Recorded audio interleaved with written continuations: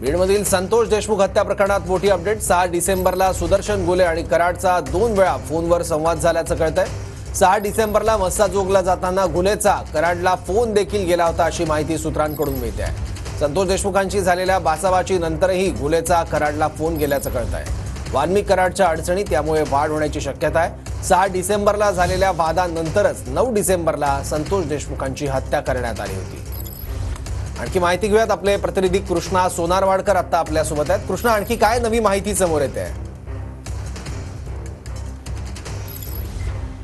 सौरभ, वाल्मिक कराड आरोपी असलेल्या बीडच्या या खंडणी प्रकरणामध्ये आतापर्यंत ज्या गोष्टी कोर्टासमोर एसआयटीनं मांडलेल्या आहेत त्यामध्ये जर आपण पाहिलं तर आरोपी विष्णू चाटे याच्या फोनवरून वाल्मिक कराड हे आवाजाच्या प्रकल्प अधिकाऱ्याशी बोललेला होता आणि त्यानंतर त्यांना धमकी सुद्धा दिलेली होती। शिवाय सुदर्शन घुले जसं सांगेल तसं करा असं म्हणत 2 कोटी रुपयांच्या खंडणीची मागणी केलेली होती असा दावा जो आहे तो एसआयटीनं आतापर्यंत कोर्टामध्ये केलेला होता। मात्र आता जी माहिती समोर येते त्यानुसार सूत्रांनी दिलेल्या माहितीनुसार 6 डिसेंबरला जेव्हा सुदर्शन घुले मस्साजोगच्या त्या पवनचक्कीच्या प्लांटवरती गेलेला होता आणि तिथे त्या वॉचमनला ज्यावेळी मारहाण केलेली होती त्यावेळी तिथे पोहोचण्याच्या आधी सुदर्शन घुले आणि वाल्मिक कराड यांच्यामध्ये फोनवरती बोलणं झालेलं होतं आणि त्यानंतर प्लांटवरती पोहोचल्यानंतर जेव्हा त्यानं वॉचमनला मारहाण केली त्यानंतर मस्साजोगचे सगळे ग्रामस्थ असतील किंवा संतोष देशमुख यांनी ज्यावेळी सुदर्शन घुलेला मारहाण केली त्या सगळ्या मारहाणीच्या राड्यानंतर पुन्हा एकदा सुदर्शन घुलेनं वाल्मिक कराड यांच्यासोबत फोनवरती संभाषण केल्याचं कळतं। एकूण 2 वेळा हे संभाषण झालेलं होतं आणि 6 डिसेंबरचा जो काही विषय झाला त्यानंतर जो काही गुन्हा दाखल झाला त्यामध्ये सुदर्शन घुले आणि त्याचे सहकारी जे होते त्यांच्यावरती कारवाई सुद्धा झाली आणि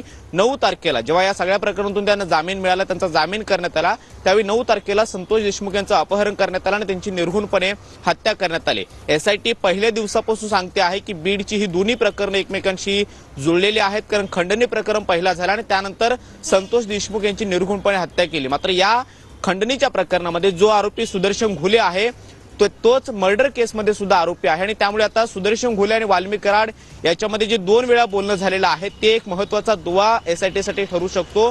जर वाल्मिक कराडची खंडणीची जी काही पोलीस कोठडी आहे ती 14 तारखेला संपली किंवा ती वाढवण्यात आली तर हत्येच्या प्रकरणामध्ये त्याला आरोपी बनवलं जातं का आणि येत्या काळात तसे काही पुरावे मिळतायत का याचा देखील तपास एसआयटीकडून सुरू आहे। मात्र आता हे 6 डिसेंबरला जे 2 वेळा दोघांमध्ये संभाषण झालेलं आहे तो एक महत्वाचा दुवा येत्या काळामध्ये ठरू शकतो। त्यामुळे वाल्मिक कराडची अडचणी येत्या काळामध्ये वाढू शकतात। मात्र अद्याप तरी हत्येच्या गुन्ह्यात आरोपी नसलेला वाल्मिक कराड येत्या काळात हत्येच्या गुन्ह्यात आरोपी होतो का हे पाहणं महत्वाचं असणार आहे।